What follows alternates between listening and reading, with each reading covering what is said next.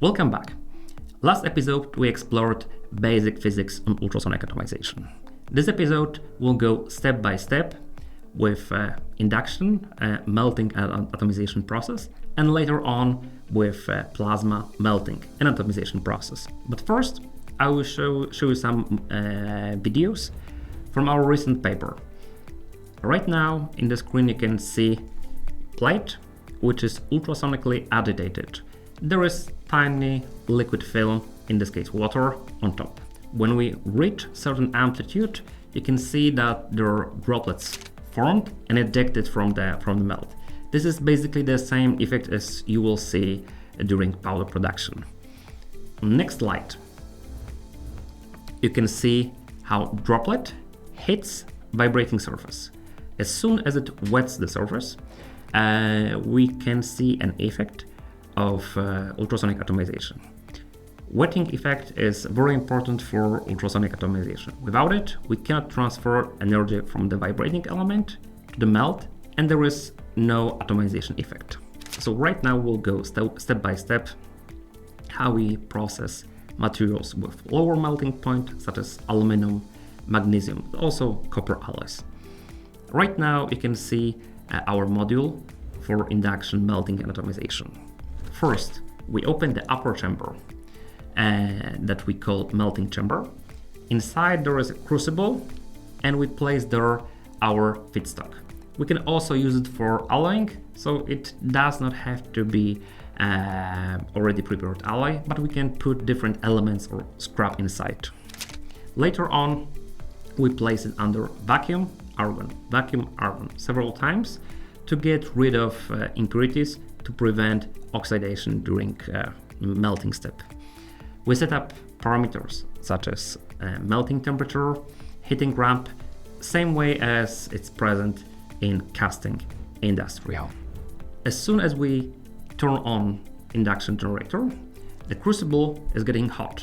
It transfers heat into our feedstocks until it melts. And as soon as we have molten alloy, we have to set up pressure parameters to eject our material from crucible to vibrating element. Basically, there is a crucible with an orifice, a nozzle we call, at the bottom. Higher the pressure above the crucible, more of the metal we're ejecting from the upper chamber to spray chamber, and more of the material is transferred higher the molten metal flow rate. Those parameters have to be controlled quite carefully because too large molten metal flow rate results in inferior atomization. At the bottom of the crucible, there is a single orifice nozzle. Usually we are using nozzles between 0.5 to 2 millimeters. Larger the nozzle, it's easier to transfer liquid melt to the spray chamber, but it's also harder to control how our material flows. We are using those nozzles from various materials. For example, for aluminum, usually we're using graphite, but if we're using magnesium with high content of rare earth elements, nozzles are made with boron nitride. Molten metal flow rate is controlled by differential pressure. As you have seen in previous slide, there are two chambers. Melting chamber at the top, where we have our crucible, and spray chamber at the bottom, where ultrasonic element is placed. Creating differential pressure between those two ejects material, already molten alloy, from the melt chamber to atomization chamber. When it hits our ultrasonic element, a process starts and atomization takes place. Controlling differential pressure is very important because it translates directly into molten metal flow rate and it translates to efficiency of ultrasonic atomization. As soon as molten material leaves the nozzle, travels through spray chamber, it hits vibrating element. In case of induction-based ultrasonic atomization, it's a plate agitated with ultrasounds. When our liquid metal wets the surface, Ultrasonic energy is transferred to liquid and spray process starts. The troublesome part is A, wettability, and B, fatigue of those plates. It took us many years to develop plates that can diligently work with different materials, especially with melting point near copper or gold. We solved it a few years ago with our patent, which is on composite structures for vibrating elements. In this case, we are using so-called MMCs and CMCs, metal matrix composites and ceramic matrix composites. Both of those are reinforced with fiber, and they are having different matrices to provide enough wettability. Wrapping it up, first, we have to place feedstock, either ready alloy or elements which are later to be alloyed, in a crucible, provide that in the melt chamber, atmosphere is inert, so there are several steps of introducing argon and pumping out gas. Later on, material is heated up until it melts. And as a first step, material, already molten material, is ejected from the melt chamber to spray chamber. As a fourth step, there is directly atomization.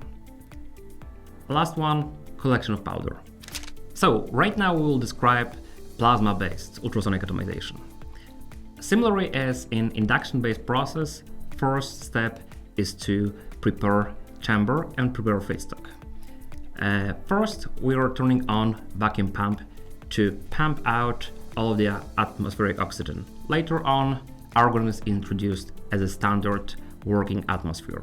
We can use helium or we can use reactive gases if necessary, for example, to create composite particles. In this process, there is also crucible present. But in this case, a crucible is created with copper. We are using water-cooled copper crucible to melt high melting point materials such as steel, titanium, or niobium. When copper crucible is water-cooled, it does not react, it does not melt even in contact with molten titanium or other elements with higher melting point. In the slide, on the right part, you can see how feedstock is prepared. Copper crucible have certain cavities, longitudinal cavities, where we place our material to be recycled. Different failed printouts, different titanium elements to be molten and formed into bars used as a feedstock for atomization in later steps. So right now we can see a plasma-based atomization process.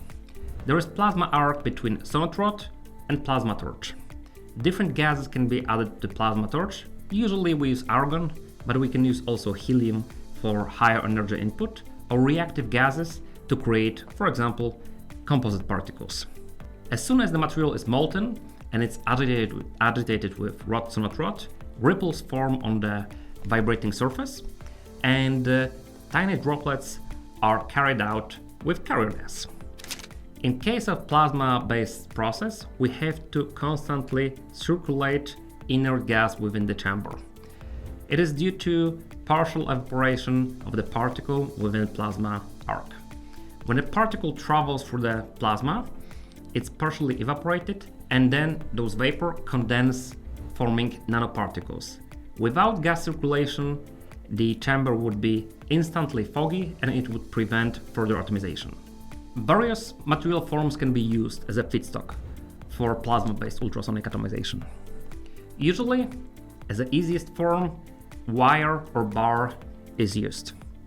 With wire, we can run continuous process because it's the easiest form to feed. With bars, we can prepare them ourselves in arc melting part, and those can be used afterwards to create new alloys. Our newest invention relates to powdered powder. So feedstock in this case are particles which are out of specs. For example, they are non-spherical, they are too large, and those are fed directly into plasma torch, molten on the sonotrode and reatomized into spherical particles.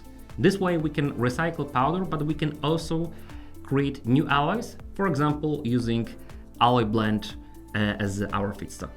So we treat both of those methods complementary. Induction for low melting point materials, while plasma for high melting point materials. We've processed already several hundred different compositions, including high entropy alloys, magnesium lithium, refractory alloys based on niobium. As a benchmark of plasma capabilities, you can see at the right part C103, niobium hafnium titanium alloy. On the low melting point, one of the most reactive alloys that we've been working, magnesium lithium.